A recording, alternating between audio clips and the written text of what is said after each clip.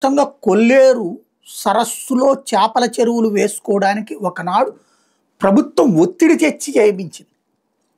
అక్కడంతా డ్రై అయిపోవడం, అలాంటి స్థితిలో చేపల చెరువులు వేసుకోమని చెప్పేసి, ఎందుకంటే లక్షలాది మందికి ఉపాధి కోసం కాంగ్రెస్ ప్రభుత్వం అధికారంలో ఉండగా ఏపించింది. అంతవరకు బాగానే ఉంది. అప్పట్లో వాళ్ళ దగ్గర డబ్బులు పెట్టుబడి లేకపోతే అటు కృష్ణా, గుంటూరు తక్కువ, కృష్ణా, తూర్పు, పశ్చిమ గోదావరి జిల్లాలకు సంబంధించినటువంటి అనేక మంది రాజకీయ నాయకులు పెట్టుబడి పెట్టేవాళ్ళు. 30,000 రూపాయలు ఎకరానికి పెట్టుబడి పెడతా అంటే ఇదేంటి, చేపల చెరువులు సొసైటీలుగా ఫామ్ అయినాయి. ఒక్కొక్క సొసైటీ చేతిలో ఒక 500 ఎకరాల, 1000 ఎకరాల ఇట్లా చెరువులు ఉండేవి. వాటికి అయ్యేటటువంటి చేపలకు సంబంధించి పెంచడానికి అయ్యేటటువంటి పెట్టుబడిని నాయకులు సమకూర్చేవాళ్ళు.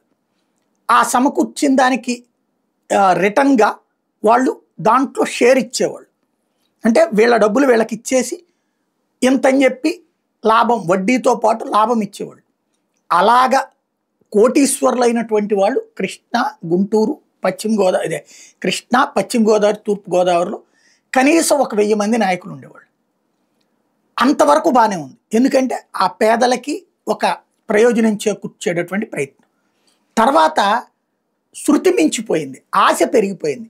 ఈ ఆశ పెరిగిపోయి అసలు కొల్లేరేంటి, తీపి నీటి చెరువు, దాని ముందు ఉప్పుటేరు ఉంటుంది. ఈ ఉప్పుటేరుని క్లోజ్ చేసేసారు. అంటే ఈ వాటర్, ఉప్పుటేరు, కొల్లేరు, సముద్రం, ఈ మూడిటికి ఉన్నటువంటి లింకే సముద్రంలోకి పోవాల్సినటువంటి నీటికి వెళ్ళడానికి ఉన్నటువంటి మార్గాన్ని క్లోజ్ చేసేసారు.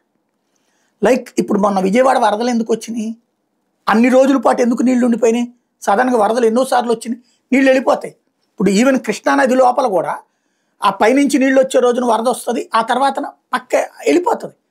బట్ ఇక్కడ 10-12 రోజుల పాటు, అది కూడా అసలు కృష్ణానదికి దాదాపు 15 కిలోమీటర్ల దూరంలో ఉన్నటువంటి సింగనగర్ ప్రాంతంలోకి వరదలు ఎందుకు వచ్చినాయి? బుడమేరు నీళ్లు ఇక్కడ ప్రవహిస్తే బుడమేరు వెళ్ళి కొల్లేరులో కలపాలి, దాన్ని ఆ కాలువల మధ్యలోనే ఆపేశారు.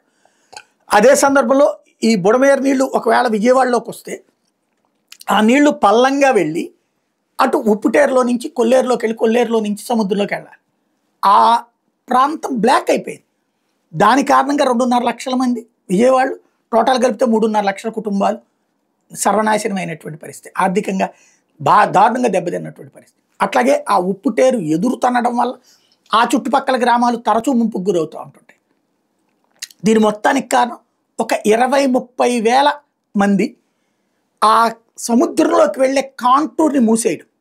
దీని మీద గతంలోనే సుప్రీంకోర్టు సాధికార కమిటీ ఇచ్చిన ఆదేశాల మేరకు రాజశేఖర రెడ్డి హయాంలో ఆ 20,000 మందికి సంబంధించినటువంటి ఆ కాంటూర్ని, అంటే కాంటూర్ అంటే ఓ తరహాలో ఈజీగా అర్థమయ్యే భాషలో చెప్పాలంటే నీటి ప్రవాహపు కాలువ లాంటిది అనమాట. ఆ కాలువల్ని కూడా బ్లాక్ చేసేసి వీళ్ళు చేపల చెరువులు వేయడం వల్ల జరుగుతుంది. దాన్ని పగలగొట్టించారు, ధ్వంసం చేయించారు. తద్వారా నీటి ప్రవాహం అప్పటి నుంచి ప్రాబ్లం రాలేదు. మళ్ళీ ఇప్పుడు మన ప్రాబ్లం వచ్చిందంటే రీజన్ అదే. రాజశేఖర రెడ్డి ఉన్నప్పుడు సాల్వ్ అయిపోయిన సమస్య మళ్ళీ సమస్య అవ్వడానికి కారణం ఏంటంటే ఈ మధ్యకాలంలో మళ్ళీ కబ్జాలు నిరంతరంగా జరిగిపోవడం. దాని మీద మన సుప్రీంకోర్టు సాధికార కమిటీకి సుప్రీంకోర్టు ఆదేశాలు ఇస్తే ఇప్పుడు రాష్ట్ర ప్రభుత్వం ఏమంటుంది, వాళ్ళని మానవతా దృక్పథంతో ఆలోచిస్తుందంటే కొల్లేరుటి నీటి ప్రవాహాన్ని అడ్డకోలుగా ఆక్రమించుకున్నోడి పట్ల మానవత్వం ఉంటుందా? దానివల్ల ముంపునికి గురయ్యేటటువంటి జీవితాలకి మానవత్వం ఉండదా? వీళ్ళందరికీ అసలు దాని గురించి అవగాహన కూడా లేదు. దీనివల్లనే తామందరం మునిగామన్నటువంటి.